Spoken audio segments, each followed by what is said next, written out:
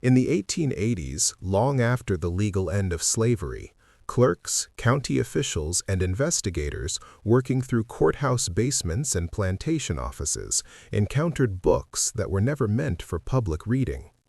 These were not memoirs or letters. They were ledgers.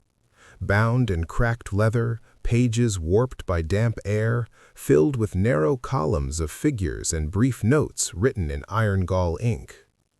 1880s records suggest that such account books were routine instruments of plantation management.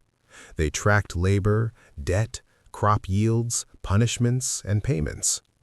What unsettled later readers was not their existence, but their content. The ledgers showed that emancipation had not ended coercion, it had altered its form.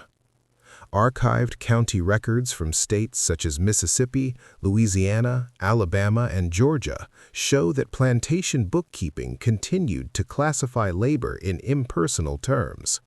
Names appeared beside sums owed for tools, food, lodging, or medical attention. Wages were listed, but so were deductions. In many cases, the deductions exceeded the pay. Contemporary observers noted that the arithmetic never favored the laborer. Newspapers of the 1880s occasionally reported on disputes when these books surfaced in court.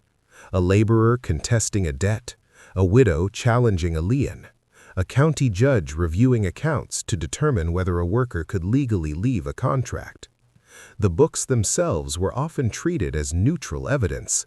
Their moral weight went largely unexamined. Historians of the era believe these ledgers were not hidden in the sense of being secret documents, but hidden in plain sight. They were accepted tools of commerce, yet when read closely, they revealed how plantation owners adapted to abolition by binding freed people to land through debt, contract law, and local enforcement.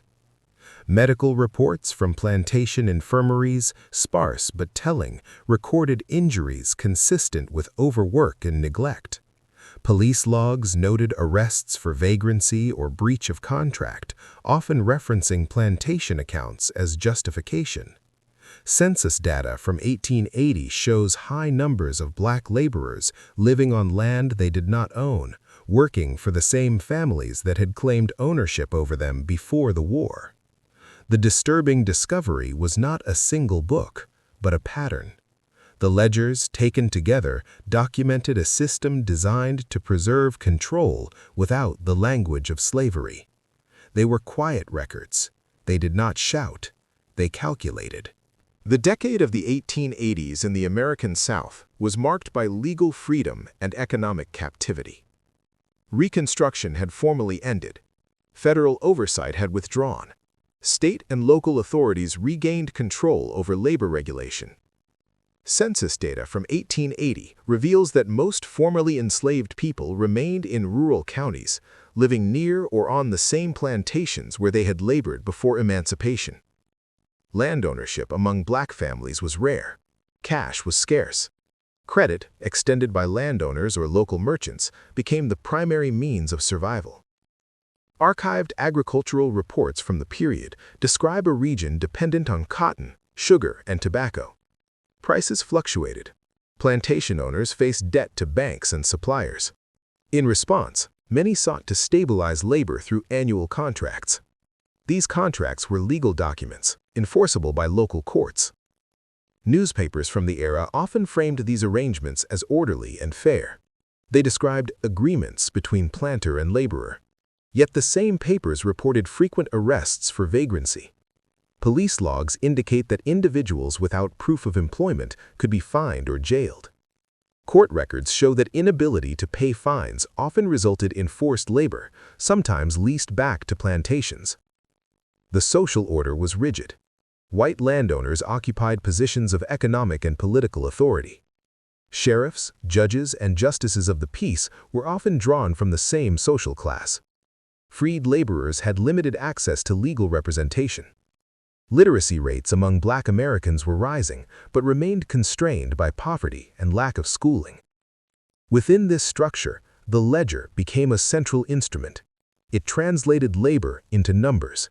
It recorded advances of food, seed, clothing, and medicine. Each advance was a debt. At harvest, the crop was tallied, sold, and the debt deducted. County court cases from the 1880s show that disputes over these calculations were common, but rarely resolved in favor of the laborer. Contemporary 19th century accounts indicate that many workers never saw the books that governed their lives. They were told the balance. They were rarely shown the math. The ledger thus functioned as both record and authority. Court dockets from the 1880s list hundreds of cases involving labor disputes. Names appear briefly, often misspelled, followed by amounts owed. Plantation owners are identified by family name and acreage. Laborers are described as hands or tenants. Sheriff records indicate the escalation of conflict when debts could not be resolved. Arrests for breach of contract appear frequently. In some counties, jail registers show a revolving population of black men detained during planting or harvest seasons. Medical records, where they exist, are sparse. Plantation doctors recorded illnesses and injuries, charging fees to the laborer's account. These fees were added to the ledger. Historians of the era believe that such practices deepened dependency, as illness itself became a financial burden. Newspaper investigations, rare but notable, occasionally criticized the system. An 1880s editorial in a Southern paper questioned whether freedom had meaning without land or fair wages. Yet such voices were isolated. More commonly, papers defended the planters' right to collect debts. Census enumerators noted entire families listed under a single employer. Children worked alongside parents. School attendance records from the decade show irregular enrollment, often interrupted by labor demands. The escalation was gradual. It did not require overt violence in every case. The threat of arrest, eviction, or starvation was sufficient. The ledger recorded compliance and punishment alike, without commentary. When examined collectively, 1880s documents reveal consistency across counties and states. Ledgers, contracts, arrest logs, and court rulings align in their assumptions. Labor is treated as an obligation tied to debt. Movement is restricted through law. Institutional silence is evident in the absence of reform within official records. Legislative minutes from the decade rarely address tenant exploitation directly. When they do, the language emphasizes economic stability rather than justice. Historians note that federal authorities possessed limited means and political will to intervene. The Supreme Court decisions of the late 19th century narrowed federal enforcement of civil rights. Responsibility fell to local institutions that benefited from the existing order. The ledger thus becomes more than a book. It is a symbol of institutional agreement. No single entry condemns the system, yet the cumulative record exposes it. By the late 1880s, the system documented in these ledgers had become entrenched. Sharecropping and tenant farming defined rural life. Generations were born into debt they did not choose. Later historians examining these records concluded that abolition without economic reform allowed coercion to persist under legal forms. The ledgers survived because they were useful.